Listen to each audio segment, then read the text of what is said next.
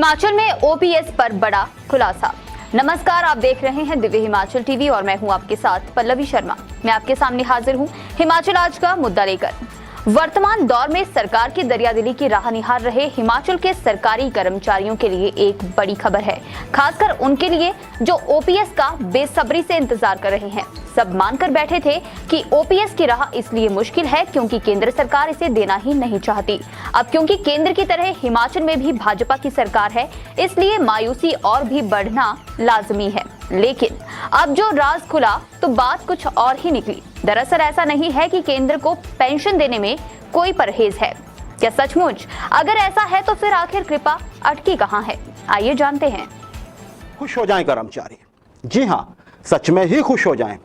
लेकिन कैसे खुश होना है, उस खुशी की ओर हम धीरे धीरे बढ़ते हैं। पहले बात कर लेते हैं जी ओल्ड पेंशन स्कीम से शुरू करते हैं।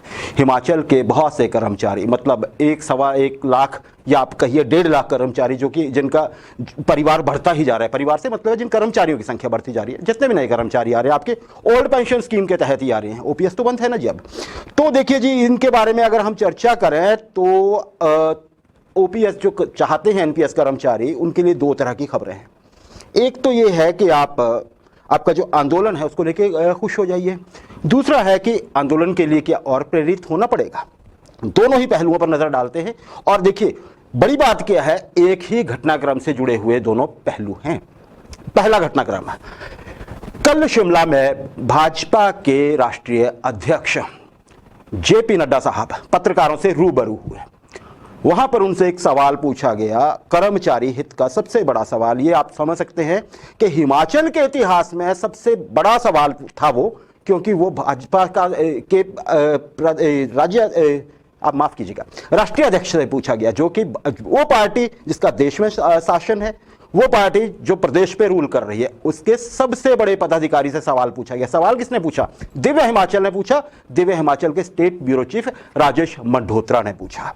उन्होंने पूछा कि जी ये जो आप बता रहे थे कि हम चुनावी वर्ष में क्या क्या करने वाले हैं, उन्होंने पूछा कि आप देख रहे हैं हिमाचल प्रदेश में एनपीएस कर्मचारी जो ओपीएस के लिए बहुत जोर लगा रहे हैं, बहुत संघर्ष छेड़ा हुआ है उन्होंने। बाकी प्रदेशों में जो कांग्रेस शासित प्रदेश हैं वहां पे तो ओपीएस दे दी गई, यहां पे आप कब दे रहे हैं? पार्टी के नजरिए से, पार्टी के एजेंडा में कैसा है आपके ओपीएस है या नहीं है, बात पते की थी। आप देखेंगे, हम आपको दिखा भी रहे हैं, हमने इस पे चलाया भी। नड्डा साहब ने जैसे सवाल सुना वो गंभीर हो गए। वो बात उन्होंने हल्का सा, आप देखेंगे उन्होंने पॉज लिया सोचने के लिए, फिर उन्होंने अपनी बात कही। जी, नड्डा ने कहा कि सरकार इस विषय में सोच रही है। जी हां, सोच रही है सरकार। कौन सी सरकार? उन्होंने राष्ट्रीय सरकार की बात की, केंद्र सरकार की बात की, यूनियन गवर्नमेंट ऑफ इंडिया की बात की, मोदी सरकार की। उन्होंने कहा कि किसी भी समस्या को जानना, जैसे उनसे पूछा गया कि देखिए जी बहुत समस्या है कर्मचारियों को, आप ओल्ड पेंशन स्कीम आपकी पार्टी के एजेंडा में है कि नहीं है, सरकार के एजेंडा में है कि नहीं है। उन्होंने कहा कि किसी भी समस्या को जानना और उसका समाधान निकालना यह सरकार का दायित्व होता है। शब्दों पे ध्यान दीजिएगा, दायित्व होता है। अब आगे उन्होंने क्या कहा? उन्होंने कहा कि मोदी प्रोएक्टिव सरकार चलाते हैं, जो आगे बढ़ के जनता की मदद करती है, इंतजार नहीं करती है जनता उनके पास आए, वो जनता की समस्या देख के आगे उनके पास जाती है। यही प्रोएक्टिव का मतलब होता है। प्रोएक्टिव सरकार चलाते हैं और वे इस समस्या का, इस मसले का भी हल जरूर निकालेंगे, ये नड्डा साहब ने कहा। बात ये हो गई। जो अगला सवाल चला हुआ था उस पर नड्डा साहब कहते हैं कि देखिए जी, जो बाकी राजनीतिक दल हैं वो सिर्फ राजनीति करना जानते हैं। उन्होंने ऐसा तो नहीं कहा कि उन्होंने ओपीएस दे दी या ओल्ड पेंशन स्कीम दे दी इसके बाद, लेकिन उन्होंने सीधे ये कहा कि वो राजनीतिकरण करते हैं। आप देखिए उन्होंने तेल के भाव क्यों नहीं घटाए, ये वो ये सारी बात हो गई जी।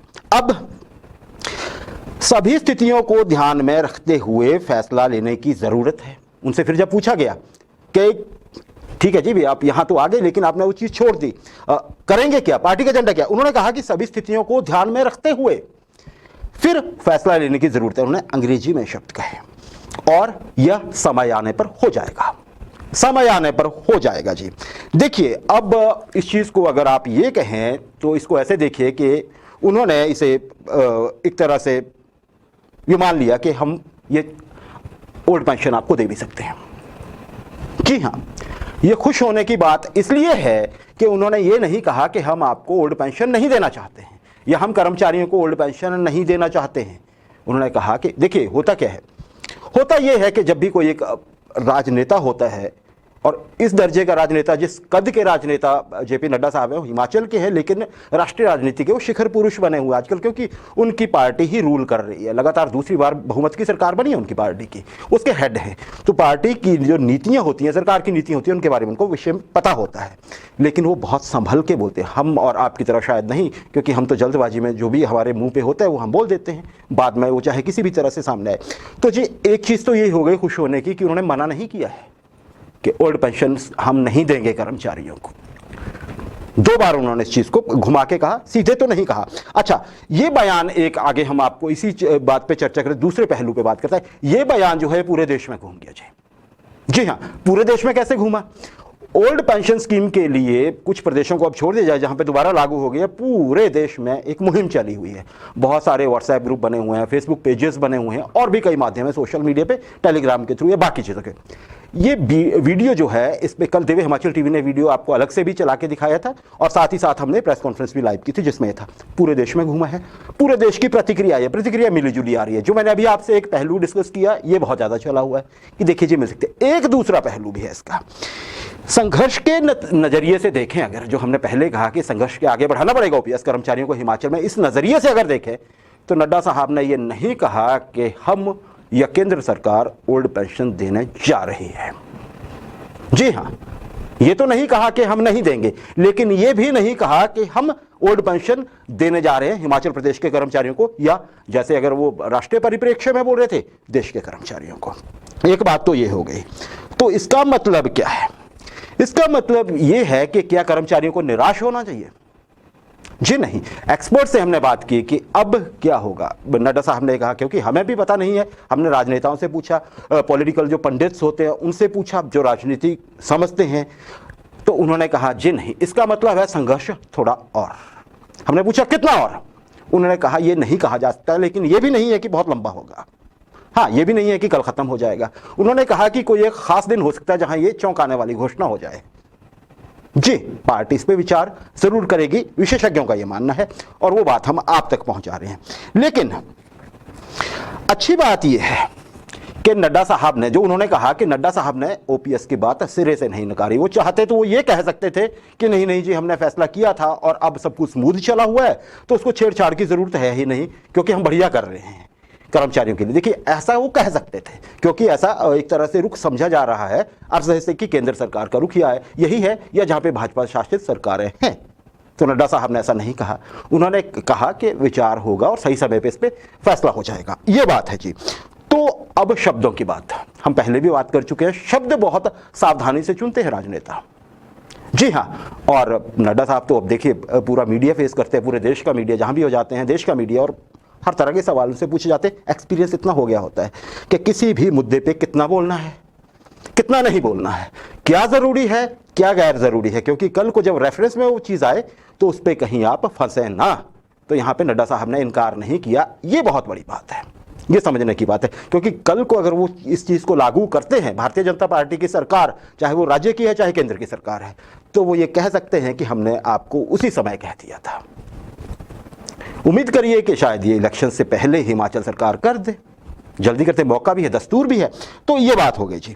पर ये बात, जो सबसे बड़ी बात है यहाँ पे, बॉटम लाइन जो है वो ये है कि ओपीएस के मुद्दे पे, कि भारतीय जनता पार्टी और भारतीय जनता पार्टी की सरकार, चाहे वो केंद्र की है चाहे राज्य की है, वो गंभीरतापूर्वक इस मसले पे विचार कर रही है। इस मसले का पता है सबको। हिमाचल जैसे छोटे राज्य में, जहाँ पे लाखों कर्मचारी जो हैं, उनको ये प्रभावित करता है मसला, उनके वोट मायने रखते हैं। तो एक्सपर्ट्स का यह मानना है कि आप थोड़े इसमें थोड़े मुतमईन हो सकते हैं, थोड़े आप आश्वस्त हो सकते हैं कि कुछ ना कुछ बेहतर होगा। हाँ, इतना जरूर कहा गया है कि संघर्ष का समय है, मतलब इंतजार का समय, आप ऐसे रख लीजिए, थोड़ा लंबा हो सकता है, लेकिन बहुत लंबा नहीं। ये हम इसके दूसरे भाग की ओर बढ़ते हैं, अभी कर्मचारियों की समस्याओं की ओर। अच्छा जी, नया वेतनमान जो है वो सरकारी विभागों में, जितने भी विभाग हैं उनमें लगभग मिल गया है अमूमन। आप ये समझिए, कुछ इसमें हैं चीज़ें जो फंसी हुई हैं, अभी उन पे वर्कआउट कर रही है सरकार। कर्मचारी भी देख रहे हैं ध्यान से कि हम इस पे देखते हैं कि सरकार क्या करने वाली है। कहीं पे अब डेडलाइन है, आपको पता ही है, कोई 30 अप्रैल की है, कोई कुछ है, चलिए उसमें हम बाद में आते हैं। लेकिन निगम बोर्डों में अभी भी कुछ असमंजस है। कुछ निगम बोर्डों की बात करें हम, ऐसा ही एक बोर्ड है Himachal Pradesh state electricity board limited, जी बिजली बोर्ड आप जिसको आराम से बोल सकते हैं। वहाँ के कर्मचारियों ने दिव्य हिमाचल टीवी से बातचीत की। उनका कहना था कि उनका इशू उठाया जाए इस कार्यक्रम में। हम सबका उठाते हैं क्योंकि ये कार्यक्रम हम जैसे बार बार कहते हैं आपका कार्यक्रम है। तो कर्मचारियों ने कहा जी कि उनकी क्या दिखे जी, उन्होंने कहना है। उनका कहना ये है कि बिजली बोर्ड में हिमाचल प्रदेश में लगभग 20,000 या उससे थोड़े ज़्यादा कर्मचारी इस वक्त कार्यरत हैं। इतने ही पेंशनर भी हैं। ठीक है जी, 40,000 लोग हो गए, 40,000 परिवार हो गए। एक व्यक्ति लेते हैं मान लीजिए एक परिवार से, तो इनको अभी तक नए जो वेतन आयोग आया है, न्यू पे कमीशन है, 6th पे कमीशन, उसका लाभ नहीं मिल पाया है। इन कर्मचारियों का ऐसा कहना है। इसमें जी ये बताते हैं कि फरवरी में ये बात हुई थी कि बोर्ड ने एक कमेटी बनाई। कमेटी क्यों बनाई जी? अब विभागों में ऐसा होता है, सरकार फैसला लेती है विभागों के लिए और तुरंत चीज़ें जारी करती जाती हैं। बोर्ड और निगमों में ऐसा होता है कि वहाँ पे जब भी कोई आपने ऐसा कदम उठाना है जो कि वित्त से संबंधित है, जहाँ पे पैसा खर्च होगा, तो अमूमन कमेटियाँ बनाई जाती हैं और पे कमीशन को लेकर तो बनाई जाती है। इसका क्या काम था जी कमेटी का? इस कमेटी का काम था या है, वो है कि आप ये देखिए कि अगर हम इस पर कितना बोझ पड़ने वाला है बोर्ड पे, अगर हम ये नए पे कमीशन के अनुसार सबको सैलरीज बढ़ाते हैं। पहली बात ये हो गई। दूसरी बात ये हो गई कि इसका प्रबंधन कहाँ से होगा, ये फंड आएगा कहाँ से, बोर्ड को कितना नफ़ा नुकसान होगा, दूसरा तो ये भी, और तीसरा ये कि सबसे बड़ा सवाल है कि आएगा कहाँ से। कमेटी बनी, कमेटी को फरवरी में कहा गया कि जल्दी रिपोर्ट दीजिए, 10 दिन कहा या शायद कुछ कहा। अभी तक कर्मचारियों का कहना है कि वो रिपोर्ट नहीं आई है। जो अभी तक हमारे पास उपलब्ध सूचना है, हम इंडिपेंडेंटली इसको जांच नहीं पाए क्योंकि हम थोड़ा लेट हो गए इसको आज उठाने में, पता करने में। लेकिन ये बोर्ड के कर्मचारियों का कहना है कि अभी वो रिपोर्ट आएगी, फिर ये पहुंचेगी बोर्ड के पास, फिर उसको शायद अप्रूवल मिलेगा, फिर उनको मिलेगा। अब ये अगर ये बोर्डों की बाकियों की भी समस्या है तो हमने इस माध्यम से अपने दिव्य हिमाचल टीवी के अपने कर्मचारियों के सेगमेंट के माध्यम से ये आपसे आप सरकार के सामने भी प्रस्तुत किया है और बाकी लोगों को बताया कि कर्मचारी यहाँ भी अभी उलझे हुए हैं। अच्छा जी, एक और बड़ी खबर, आउटसोर्स कर्मचारी हजारों, 30, 32, 35,000 कर्मचारी, उनको इंतजार है कि उनका क्या होगा।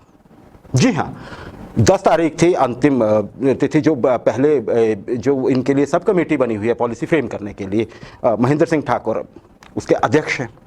महेंद्र सिंह ठाकुर जो मंत्री महोदय आप जानते हैं, उन्होंने वक्त दिया था इन लोगों को। जब पहली मीटिंग हुई थी बहुत सारे लोग पहुंचते, उन्होंने बोला कि आप भी ये अपनी, जैसे हमने सब कमेटी बनाई, आप भी अपनी एक कमेटी जैसी बना लें अपनी तरफ से, ताकि हमें पता हो, और अपनी मांगे भी आप थोड़ा उसको पिन पॉइंट कर लीजिए ताकि हमें पता हो कि हमें किसके साथ बैठ के बात करनी है। फिर हम अफसरों से बात करेंगे, उसके बाद हम अपनी जो सिफारिशें होंगी हमारे अनुसार हम सरकार के सामने रख देंगे।